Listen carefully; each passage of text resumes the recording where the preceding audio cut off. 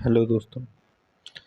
आज हम आप लोगों को बताने जा रहे हैं कक्षा 9 के मैथ कक्षा 9 का मैथ जहाँ पर हमारा पहला प्रश्न है प्रश्नावली 1.1 का पहला प्रश्न है। यहाँ का अभ्यास है संख्या पद्धति।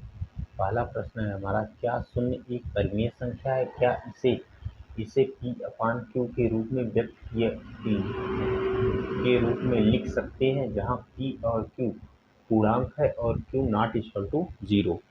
यहाँ पर देखो, जो संख्याएं हमारी परिमेय संख्या होती है, परिमेय संख्या हमारी जो परिमेय संख्या हम आप लोगों को एक क्या नाम अभ्यास कुछ उदाहरण आपको बता चुके हैं, जो हमारे प्ले लिस्ट में मिल जाएगा। यहाँ पर जैसे 1/2 यह एक परिमेय संख्या, यह एक क्या है परिमेय संख्या है। 3/4 यह भी एक परिमेय संख्या है। 5/4 जिसके बटे में जीरो ना हो, जिसके बटे में जैसे यहाँ पर लिखा गया 5/0, 5/0, 5/0 यह एक परिमेय संख्या नहीं है, यह एक अपरिमेय संख्या हो जाएगी। यह क्या हो जाएगी? एक अपरिमेय संख्या हो जाएगी। तो जिसके बटे में अगर जीरो ना हो उसे हम लोग क्या कहते हैं? अपरिमेय संख्या कहते हैं। जिसके बटे में एक छिपा हो, कोई भी संख्या हम लोग लिख रहे हैं उसके बटे में एक छिपा है, तो ये क्या होगा? हमारा परिमेय संख्या होगी। अगर यहाँ पर लिखा है क्या शून्य एक परिमेय संख्या है, तो शून्य हम लोग लिख रहे हैं तो शून्य के बटे में एक हमारा छिपा हुआ है, एक हमारा क्या है? छिपा हुआ है। तो इसलिए है क्या है? परिमेय संख्या होगी। तो यहाँ पर लिखेंगे हम लोग, हाँ शून्य शून्य एक परिमेय परिमेय संख्या है, क्योंकि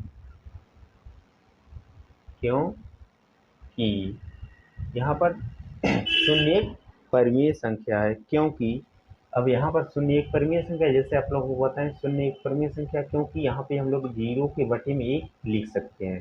क्योंकि इसे एक संख्या रेखा लाइन जो होती है हमारी, ये संख्या रेखा के बीचों बीच हम लोग क्या मानते हैं? जीरो।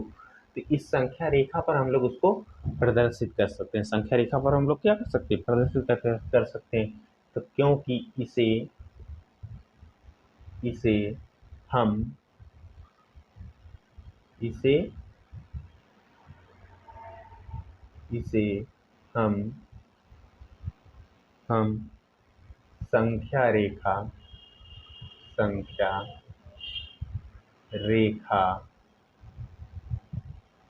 पर प्रदर्शित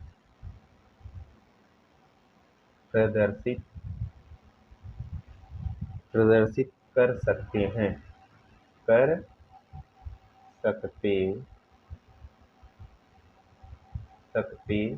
हैं क्योंकि हम इसे लोग क्या कर सकते? प्रदर्शित कर सकते हैं। और इसे लिखेंगे और इसे P अपान Q मतलब P/Q के रूप में भी लिख सकते हैं। P/Q के रूप में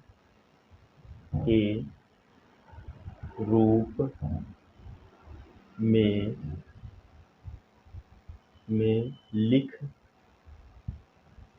सकते हैं। अब इसका कारण, अब ये हमारा लिख सकते हैं। अब इसके कुछ टिप्पणी हम लोग कैसे उसको प्रदर्शित करेंगे उसके बारे में लिखते हैं। जैसे यहाँ पर जीरो को P अपान Q के रूप में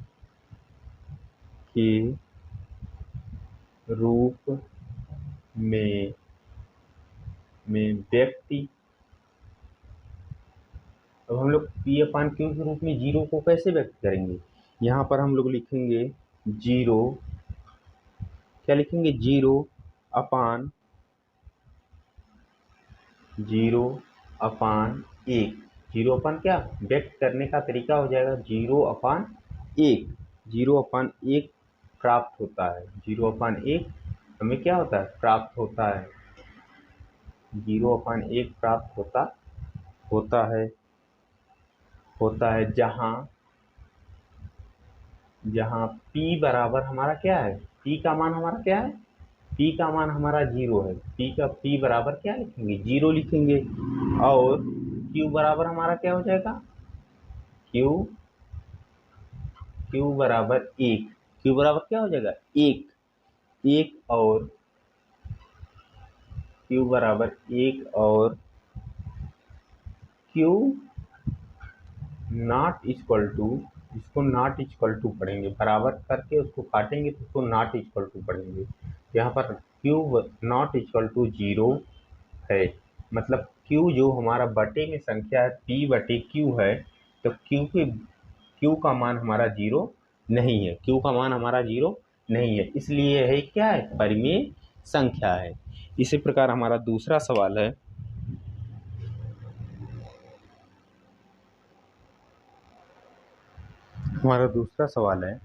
यहाँ पर दिया दूसरा सवाल, 3 और 4 के बीच की 6 परिमेय संख्याएं ज्ञात कीजिए। हमको बताना है 3 और 4 के बीच की 6 परिमेय संख्याएं। तो यहाँ पर हम लोग हल करेंगे, सवाल को हल करेंगे। हमें बताना है 6 परिमेय संख्याएं, कितनी बतानी, 6 परिमेय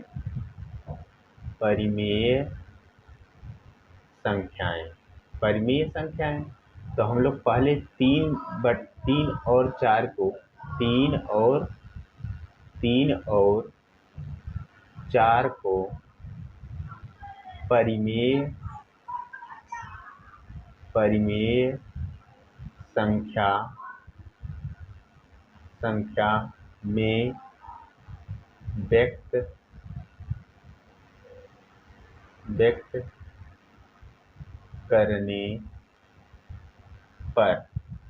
करने पर मतलब यहाँ पर हो जाएगा 3/1 और 4/1, 3/1 और 4/1। परिमेय संख्या किसी भी संख्या के, कोई भी संख्या हमारे से 4, 5, 0, 2, 1, इसके बटे में क्या छिपा होता है, 1 छिपा होता है, इसके बटे में क्या छिपा होता है, 1 छिपा होता है। इसलिए हम लोग इसको लिख लिए 3/1 और 4/1। अब हमको कितनी परिमेय संख्याएं ज्ञात करनी है, 6 परिमेय संख्याएं ज्ञात करनी है। तो लिखेंगे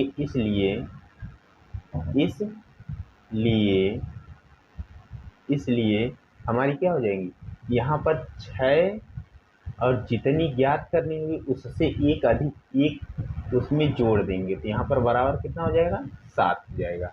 बराबर कितना हो जाएगा हमारा, 7 हो जाएगा। अब हम लोग परिमेय संख्या लिखेंगे, परिमेय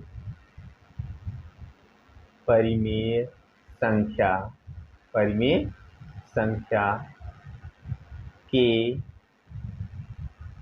हर और अंश में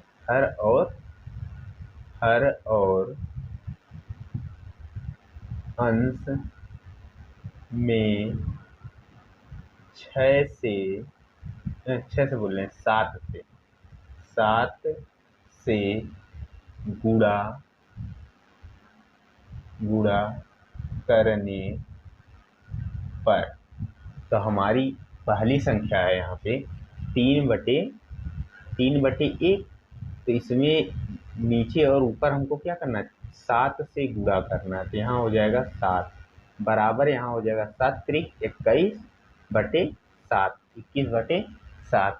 और हमारा दूसरा है 4/1, इसमें भी हम लोग कर लेंगे 7 से गुणा, तो 7 से गुणा करेंगे 7×4 = 28/7 हो जाएगा, 28 बटे क्या हो जाएगा, 7 हो जाएगा, तो 28/7 हो जाएगा हमारा। अब हम लोग क्या करेंगे, 21 और 28, अब यहाँ लिखेंगे 21/7 कामा और 28/7, इनके बीच की हमको परिमेय संख्याएं बतानी है, इनके बीच की हमको क्या बतानी है, परिमेय संख्याएं बतानी है। तो यहाँ 21/7 और 21 और 28 के बीच परिमेय संख्याएं क्या हो जाएंगी, यहाँ पर हो जाएंगी 6 बतानी है हमको, तो यहाँ पर हो जाएगी 22/7, फिर कामा, फिर यहाँ पर 23/7, फिर यहाँ पर 24/7, 24/7, और यहाँ पर हो जाएगा 25/7, और यहाँ पर हो जाएगा 26/7, और लास्ट हमारी है 27/7। अब हमको 1 2 3 4 5 6 छः संख्याएं हमारी क्या मिल गई, परिमेय संख्याएं मिल गई। इसी तरह से हम लोग क्या तीसरा सवाल लगाएंगे।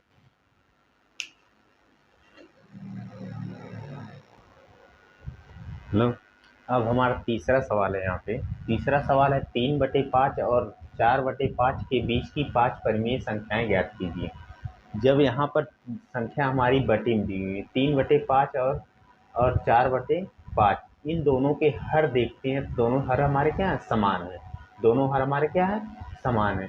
जब यहाँ पर दोनों हर समान होते हैं तो हम लोग क्या करते हैं, उनमें बस संख्याओं का हर अगर समान नहीं होता है, हर अगर यहाँ पर मान लो 3 दिया है, यहाँ पर कामा दे कर दे दिया 5/2 दिया है, तो हर अगर समान नहीं होता है, तो हर अगर समान नहीं होगा तो इनका हर पहले समान करते हैं। हम क्या करते हैं, हर पहले क्या करते हैं, समान करते हैं। तो समान करने के लिए हम लोग एलसीएम लेते हैं, लेकिन यहाँ पर हमको कुछ लेने की जरूरत नहीं, क्योंकि यहाँ पर दोनों हर हमारे क्या दिए, समान दिए हैं। तो लिखेंगे परिमेय संख्या के परिमेय परिमेय संख्या परिमेय संख्या में हर क्या है, समान है। हर क्या है, समान है। तो यहाँ पे हम लोग लिखेंगे तो 5 + 1, क्योंकि हमको 5 परिमेय संख्या ज्ञात करनी है। तो 5 + 1 बराबर यहाँ पर कितना हो जाएगा, 6। 5 + 1 बराबर कितना हो जाएगा, 6। अब हम लोग वही वाला रूल अपना देंगे कि परिमेय संख्या में परिमेय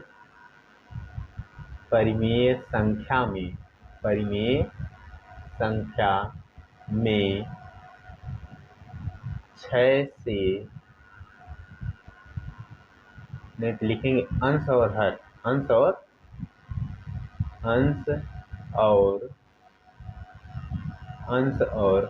हर में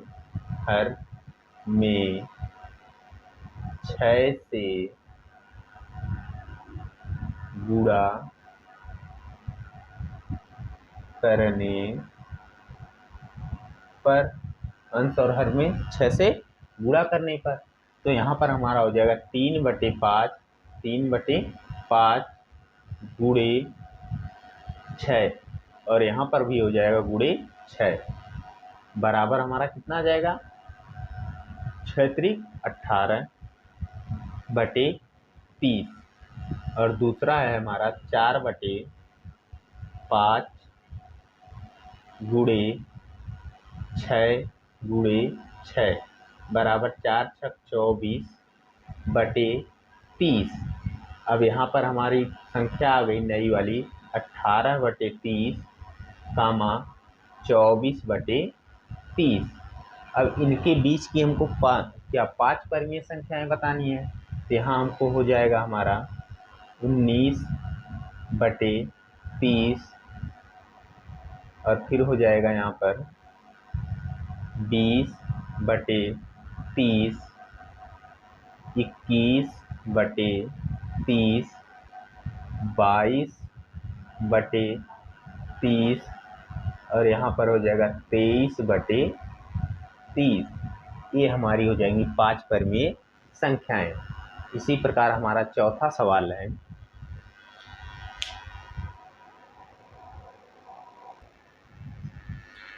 चौथा सवाल है यहाँ पर नीचे दिए गए कथन सत्य हैं या असत्य, कारण के साथ अपने उत्तर दीजिए। तो यहाँ पर हमको कारण भी बताना है क्यों ये हमारा सत्य है और क्यों हमारा असत्य है। जैसे यहाँ पर पहला क्वेश्चन है हमारा, प्रत्येक प्राकृतिक संख्या एक पूर्ण संख्या होती है। तो प्रत्येक जो प्राकृतिक संख्या होती है वह हमारी एक पूर्ण संख्या होती है। यह कथन तो हमारा सत्य है, यह कथन हमारा क्या है, सत्य है। लेकिन यहाँ पर बोल रहा है कि प्राकृतिक संख्या फिर क्यों एक पूर्ण संख्या होती है, इसका हमको क्या बताना है, कारण भी बताना है। क्या हमको बताना है, कारण बताना। तो यहाँ पर हम लोग कारण भी लिखेंगे, कारण, कारण में लिखेंगे क्योंकि,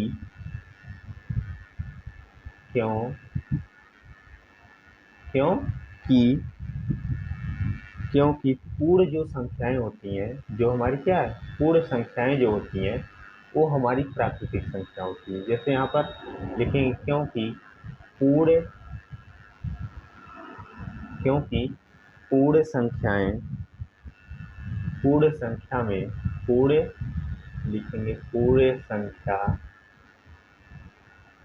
में, पूर्ण संख्या में जो पूर्ण संख्याएं होती है वो हमारी क्या होती हैं, प्राकृतिक संख्याएं होती हैं। पूर्ण संख्या में सभी प्राकृतिक संख्याएं, पूर्ण संख्या में सभी सभी जो होती हैं प्राकृतिक संख्याएं होती हैं, प्राकृतिक संख्याएं,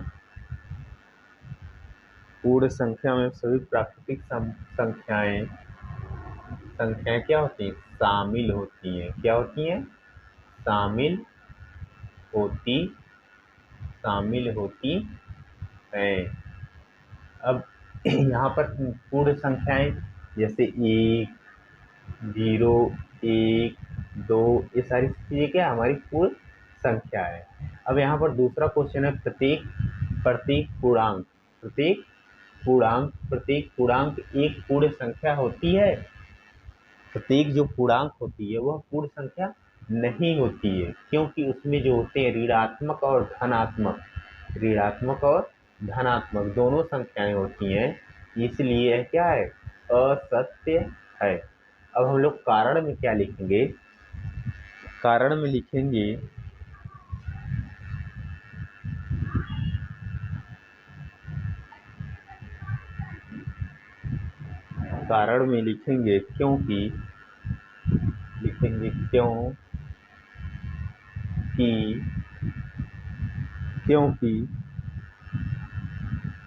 क्योंकि पूर्णांक हमारा होता है वो क्या होता है, ऋणात्मक और धनात्मक दोनों होता है। तो यहाँ पर लिखेंगे पूर्णांक, क्योंकि पूर्णांक जो है,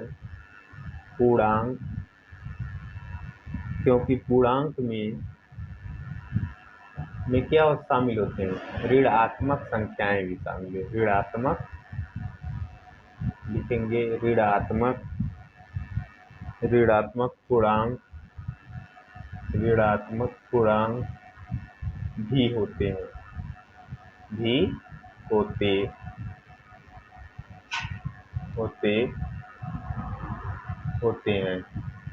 क्या होते हैं, ऋणात्मक पूर्णांक भी होते हैं,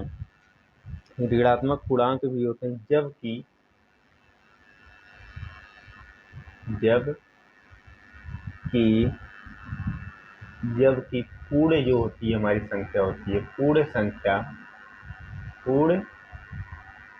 संख्या जो होती है, पूर्ण संख्याओं में केवल जो पूर्ण संख्याओं में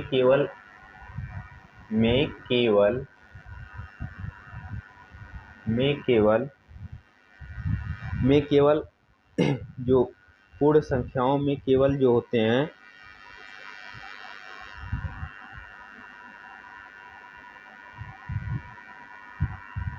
पूर्ण संख्याओं में केवल कोई भी संख्याओं में कोई लिखेंगे, कोई भी संख्या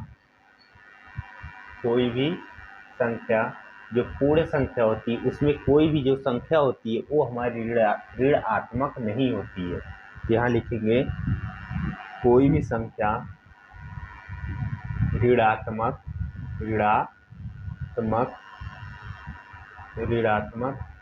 नहीं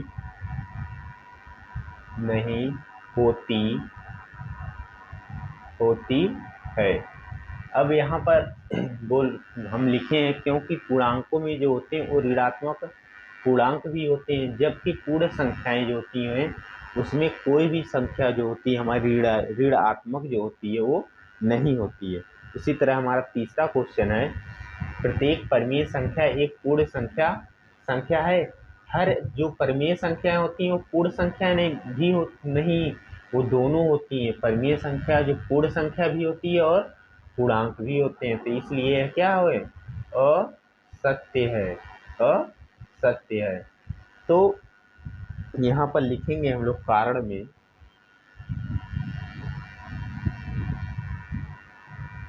में लिखेंगे परिमेय संख्या, क्योंकि परिमेय संख्या में अन्य कई प्रकार की संख्याएं होती हैं। अन्य कई प्रकार की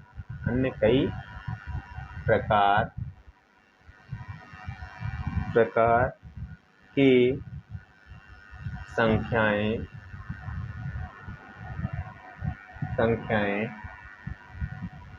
कई प्रकार की संख्याएं जो होती हैं आती हैं, इनको होती नहीं आती हैं,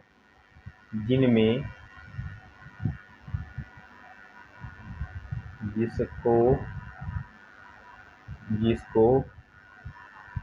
पूर्ण संख्या भी कहते हैं। क्या कहते हैं? पूर्ण संख्या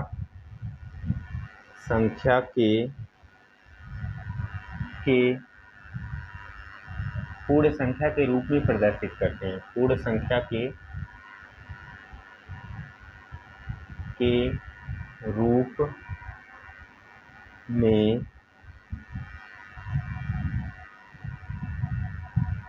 रूप में प्रदर्शित पूर्ण संख्या के रूप में प्रदर्शित नहीं किया जा सकता है। पूर्ण संख्या के रूप में इसे हम लोग प्रदर्शित नहीं कर सकते हैं, इसलिए यह ऑप्शन हमारा क्या है, गलत है। केवल यह परिमेय संख्या के रूप में आ सकती है। तो यहाँ पर हम लोग इस तरह से आज के लिए बस इतना ही। हमारा आज पहला चैप्टर समाप्त होता है क्लास 9 का संख्या पद्धति का पहला चैप्टर हमारा समाप्त हो गया। अब हम लोग कल अगले चैप्टर को पढ़ाएंगे। तो आज के लिए बस धन्यवाद। कृपया करके चैनल को सब्सक्राइब एवं शेयर करें। धन्यवाद।